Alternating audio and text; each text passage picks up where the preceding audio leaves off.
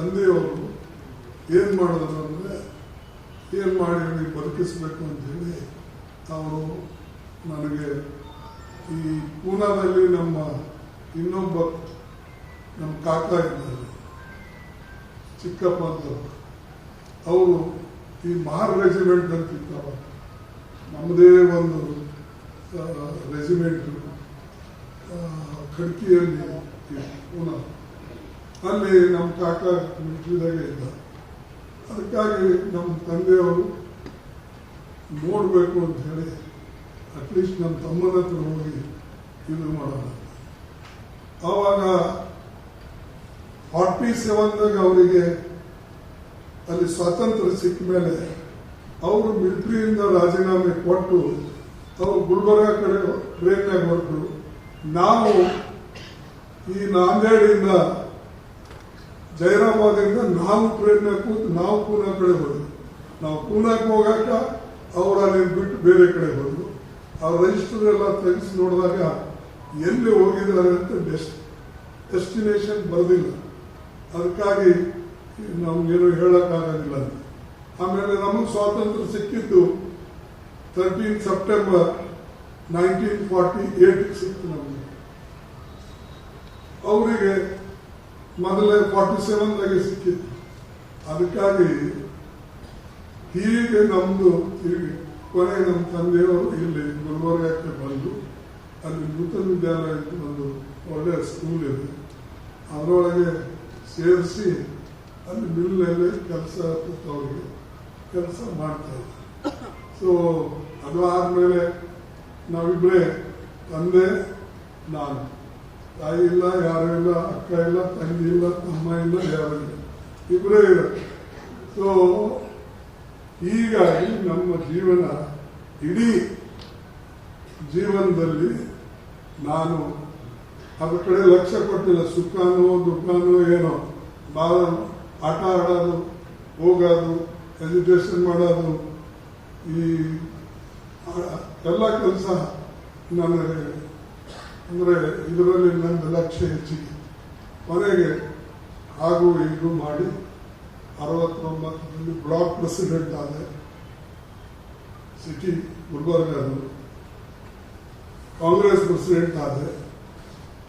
ಅದಾದ್ಮೇಲೆ ನಮ್ಮ vice president KPCC ಆದೆ.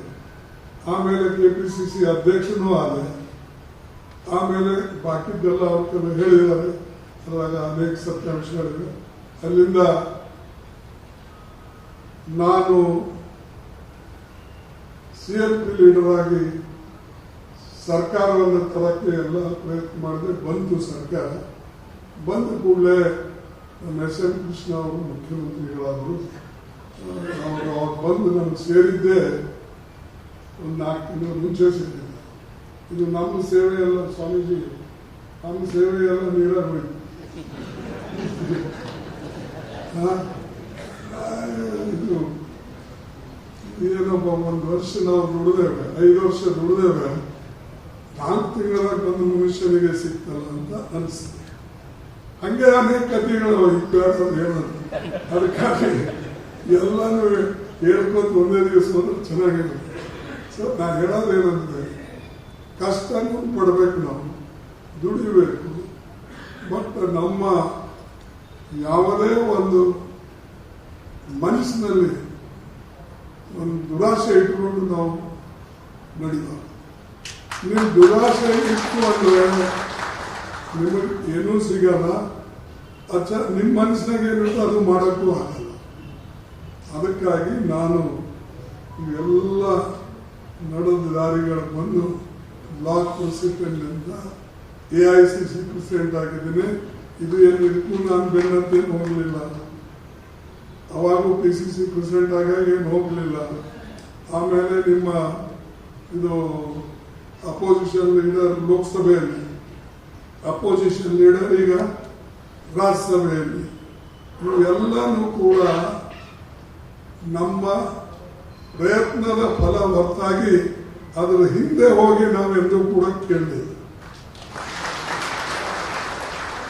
ನೀವು ಹಿಂದೆ ಬಿದ್ದಷ್ಟು ಏನಾಗ್ತದೆ ಅಂದ್ರೆ, ಈ ಕುದುರೆ ಅವು ಯಾವುದೋ ನೀರಲ್ಲಿ ಇಲ್ಲಿ ನೀರು ಸಿಗ್ತದೆ ಅಂತೇಳಿ ಹೆಂಗೆ ಓಡ್ತದಲ್ಲ ನೀರಿಗೆ ಯಾರು ನಮ್ಮ ಪ್ರಾಣಿಗಳು ಹಾಗೆ ಅದು ಮುಂದೆ ಮುಂದೆ ಯಾವುದಾದ್ರು ಹೇಳ್ತಾರಲ್ಲ ಝಳಕಿ ರೈಟ್ ಆ ರೀತಿಯಾಗಿ ಆಗ್ತದೆ.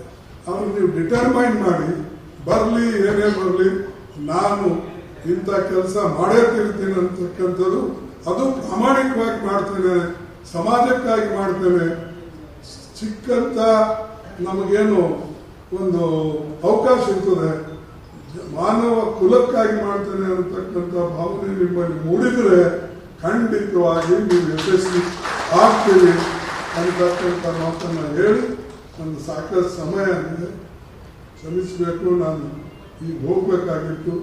ನನ್ನ ಕತೆ ಹೇಳೋದ್ರಲ್ಲಿ ಈಗ ಮತ್ತೆ 10 ನಿಮಿಷ ಅದಕ್ಕಾಗಿ ದಯವಿಟ್ಟು ನೀವೆಲ್ಲರೂ ಕ್ಷಮೆ ಕೇಳಿ ನನಗೆ ಮುಂದೆ ಹೋಗೋಕ್ಕೆ ಅವಕಾಶ ಮಾಡಿಕೊಡ್ಬೇಕು ಅಂತ ಹೇಳಿ ಪೂಜ್ಯ ಸ್ವಾಮೀಜಿಯವರಿಗೆ, ಎಂ.ಬಿ. ಪಾಟೀಲರಿಗೆ, ನಿಮ್ಮೆಲ್ಲರಿಗೆ ಶಾಂತ ರೀತಿಯಿಂದ ಕೇಳಿದಕ್ಕಾಗಿ ನಾನು ನಮಸ್ಕರಿಸಿ ನಾನು ಮಾತು ಮುಗಿಸ್ತೇನೆ. ತಂದೆಯವರು ಏನು ಮಾಡಿದ್ರು ಅಂದರೆ ಏನು ಮಾಡಿ ನನಗೆ ಬದುಕಿಸ್ಬೇಕು ಅಂತ ಹೇಳಿ ಅವರು ನನಗೆ ಈ ಪೂನಾದಲ್ಲಿ ನಮ್ಮ ಇನ್ನೊಬ್ಬ ನಮ್ಮ ಕಾಕ ಇದ್ದಾರೆ ಚಿಕ್ಕಪ್ಪ ಅಂತ, ಅವರು ಈ ಮಹಾರ್ ರೆಜಿಮೆಂಟ್ ಅಂತಿತ್ತವ, ನಮ್ಮದೇ ಒಂದು ರೆಜಿಮೆಂಟ್ ಖಡ್ಕಿಯಲ್ಲಿ ಪೂನಾ, ಅಲ್ಲಿ ನಮ್ಮ ಕಾಕ ಮಿಲಿಟರಿದಾಗೆ ಇದ್ದ. ಅದಕ್ಕಾಗಿ ನಮ್ಮ ತಂದೆಯವರು ನೋಡಬೇಕು ಅಂತ ಹೇಳಿ ಅಟ್ಲೀಸ್ಟ್ ನಮ್ಮ ತಮ್ಮನ ಹತ್ರ ಹೋಗಿ ಇದು ಮಾಡೋಣ. ಆವಾಗ 47ದಾಗ ಅವರಿಗೆ ಅಲ್ಲಿ ಸ್ವಾತಂತ್ರ್ಯ ಸಿಕ್ಕ ಮೇಲೆ ಅವರು ಮಿಲಿಟರಿಯಿಂದ ರಾಜೀನಾಮೆ ಕೊಟ್ಟು ಅವರು ಗುಲ್ಬರ್ಗ ಕಡೆ ಟ್ರೈನ್ನಾಗ ಹೊರಟು, ನಾವು ಈ ನಾಂದೇಡಿಂದ ಜೈರಾಬಾದಿಂದ ನಾವು ಟ್ರೈನ್ನಾಗ ಕೂತು ನಾವು ಪೂನಾ ಕಡೆ ಹೋದ್ವಿ. ನಾವು ಪೂನಾಕ್ಕೆ ಹೋಗಾಕ ಅವ್ರು ಅಲ್ಲಿ ಬಿಟ್ಟು ಬೇರೆ ಕಡೆ ಹೋದ್ರು. ಅವ್ರ ರಿಜಿಸ್ಟರ್ ಎಲ್ಲ ತೆಗೆಸಿ ನೋಡಿದಾಗ ಎಲ್ಲಿ ಹೋಗಿದ್ದಾರೆ ಅಂತ ಡೆಸ್ಟಿನೇಷನ್ ಬರೆದಿಲ್ಲ. ಅದಕ್ಕಾಗಿ ನಮ್ಗೇನು ಹೇಳಕ್ಕಾಗೋದಿಲ್ಲ. ಆಮೇಲೆ ನಮಗೆ ಸ್ವಾತಂತ್ರ್ಯ ಸಿಕ್ಕಿದ್ದು 13 ಸೆಪ್ಟೆಂಬರ್ 1948 ಸಿಕ್ತು ನಮಗೆ. ಅವರಿಗೆ ಮೊದಲೇ 47ದಾಗೆ ಸಿಕ್ಕಿತ್ತು. ಅದಕ್ಕಾಗಿ ಹೀಗೆ ನಮ್ದು ತಿರುಗಿ ಕೊನೆ ನಮ್ಮ ತಂದೆಯವರು ಇಲ್ಲಿ ಗುಲ್ಬರ್ಗಕ್ಕೆ ಬಂದು ಅಲ್ಲಿ ನೂತನ ವಿದ್ಯಾಲಯ ಒಂದು ಒಳ್ಳೆಯ ಸ್ಕೂಲ್ ಇದೆ, ಅದರೊಳಗೆ ಸೇರಿಸಿ ಅಲ್ಲಿ ಮಿಲ್ನಲ್ಲಿ ಕೆಲಸ ಅವ್ರಿಗೆ ಕೆಲಸ ಮಾಡ್ತಾ ಇದ್ದೆ. ಸೊ ಅದು ಆದಮೇಲೆ ನಾವಿಬ್ಬರೇ, ತಂದೆ ನಾನು, ತಾಯಿ ಇಲ್ಲ, ಯಾರು ಇಲ್ಲ, ಅಕ್ಕ ಇಲ್ಲ, ತಂಗಿ ಇಲ್ಲ, ತಮ್ಮ ಇಲ್ಲ, ಯಾರು ಇಲ್ಲ, ಇಬ್ಬರೇ ಇಲ್ಲ. ಸೊ ಹೀಗಾಗಿ ನಮ್ಮ ಜೀವನ, ಇಡೀ ಜೀವನದಲ್ಲಿ ನಾನು ಅದ್ರ ಕಡೆ ಲಕ್ಷ್ಯ ಕೊಟ್ಟಿಲ್ಲ. ಸುಖನೋ ದುಃಖನೋ ಏನೋ, ಭಾಳ ಆಟ ಆಡೋದು, ಹೋಗೋದು, ಎಜುಕೇಶನ್ ಮಾಡೋದು, ಈ ಎಲ್ಲ ಕೆಲಸ ನನಗೆ ಅಂದರೆ ಇದರಲ್ಲಿ ನನ್ನ ಲಕ್ಷ್ಯ ಹೆಚ್ಚಿಗೆ. ಕೊನೆಗೆ ಹಾಗೂ ಹೀಗೂ ಮಾಡಿ 69ರಲ್ಲಿ ಬ್ಲಾಕ್ ಪ್ರೆಸಿಡೆಂಟ್ ಆದೆ, ಸಿಟಿ ಗುಲ್ಬರ್ಗದು ಕಾಂಗ್ರೆಸ್ ಪ್ರೆಸಿಡೆಂಟ್ ಆದೆ. ಅದಾದ್ಮೇಲೆ ನಮ್ಮ ವೈಸ್ ಪ್ರೆಸಿಡೆಂಟ್ ಕೆಪಿಸಿಸಿ ಆದೆ, ಆಮೇಲೆ ಕೆಪಿಸಿಸಿ ಅಧ್ಯಕ್ಷನೂ ಆದೆ. ಆಮೇಲೆ ಬಾಕಿದ್ದೆಲ್ಲ ಅವ್ರ ಕೆಲವು ಹೇಳಿದ್ದಾರೆ, ಅದ್ರಾಗ ಅನೇಕ ಸತ್ಯಾಂಶಗಳಿವೆ. ಅಲ್ಲಿಂದ ನಾನು CLP ಲೀಡರ್ ಆಗಿ ಸರ್ಕಾರವನ್ನು ತರಕ್ಕೆ ಎಲ್ಲ ಪ್ರಯತ್ನ ಮಾಡಿದೆ. ಬಂತು ಸರ್ಕಾರ. ಬಂದ ಕೂಡಲೇ ಎಸ್.ಎಂ. ಕೃಷ್ಣ ಅವರು ಮುಖ್ಯಮಂತ್ರಿಗಳಾದರು. ಅವ್ರು ಬಂದು ನಮ್ಗೆ ಸೇರಿದ್ದೇ ಒಂದು 4 ತಿಂಗಳ ಮುಂಚೆ ಸಿಕ್ಕಿದೆ. ಇದು ನಮ್ಮ ಸೇವೆ ಎಲ್ಲ ಸ್ವಾಮೀಜಿ, ನಮ್ಮ ಸೇವೆ ಎಲ್ಲ ನೀರಾಗಿ ಹೋಯ್ತು. ಇದು ಏನೊಬ್ಬ 1 ವರ್ಷ ನಾವು ದುಡಿದೇವೆ, 5 ವರ್ಷ ದುಡಿದೇವೆ, 4 ತಿಂಗಳ ಒಂದು ಮನುಷ್ಯನಿಗೆ ಸಿಕ್ತಲ್ಲ ಅಂತ ಅನಿಸ್ತದೆ. ಹಂಗೆ ಅನೇಕ ಕಥೆಗಳು ಇತ್ತು ಹೇಳೋದು. ಅದಕ್ಕಾಗಿ ಎಲ್ಲಾನು ಹೇಳ್ಕೊತ ಒಂದೇ ದಿವಸ ಹೋದ್ರೆ ಚೆನ್ನಾಗಿರುತ್ತೆ. ಸೊ ನಾನು ಹೇಳೋದೇನಂದ್ರೆ ಕಷ್ಟನೂ ಪಡಬೇಕು, ನಾವು ದುಡಿಬೇಕು. ಬಟ್ ನಮ್ಮ ಯಾವುದೇ ಒಂದು ಮನಸ್ಸಿನಲ್ಲಿ ಒಂದು ದುರಾಶೆ ಇಟ್ಕೊಂಡು ನಾವು ನಡೀಬಾರ್ದು. ನೀವು ದುರಾಶೆ ಇಟ್ಟು ಅಂದ್ರೆ ನಿಮಗೆ ಏನೂ ಸಿಗಲ್ಲ. ನಿಮ್ಮ ಮನಸ್ಸಿನಾಗ ಏನಿರ್ತೋ ಅದು ಮಾಡೋಕ್ಕೂ ಆಗಲ್ಲ. ಅದಕ್ಕಾಗಿ ನಾನು ಇವೆಲ್ಲ ನಡೆದ ದಾರಿಗಳು ಬಂದು ಬ್ಲಾಕ್ ಪ್ರೆಸಿಡೆಂಟ್ ಅಂತ AICC ಪ್ರೆಸಿಡೆಂಟ್ ಆಗಿದ್ದೀನಿ. ಇದು ಏನು ಇದಕ್ಕೂ ನಾನು ಬೆನ್ನತ್ತೇನು ಹೋಗಲಿಲ್ಲ. ಅವಾಗೂ PCC ಪ್ರೆಸಿಡೆಂಟ್ ಆಗಾಗಿ ಏನು ಹೋಗಲಿಲ್ಲ. ಆಮೇಲೆ ನಿಮ್ಮ ಇದು ಅಪೋಸಿಷನ್ ಲೀಡರ್ ಲೋಕಸಭೆಯಲ್ಲಿ, ಅಪೋಸಿಷನ್ ಲೀಡರ್ ಈಗ ರಾಜ್ಯಸಭೆಯಲ್ಲಿ, ಇವೆಲ್ಲನೂ ಕೂಡ ನಮ್ಮ ಪ್ರಯತ್ನದ ಫಲ ಹೊರತಾಗಿ ಅದರ ಹಿಂದೆ ಹೋಗಿ ನಾವೆಂದೂ ಕೂಡ ಕೇಳಲಿಲ್ಲ.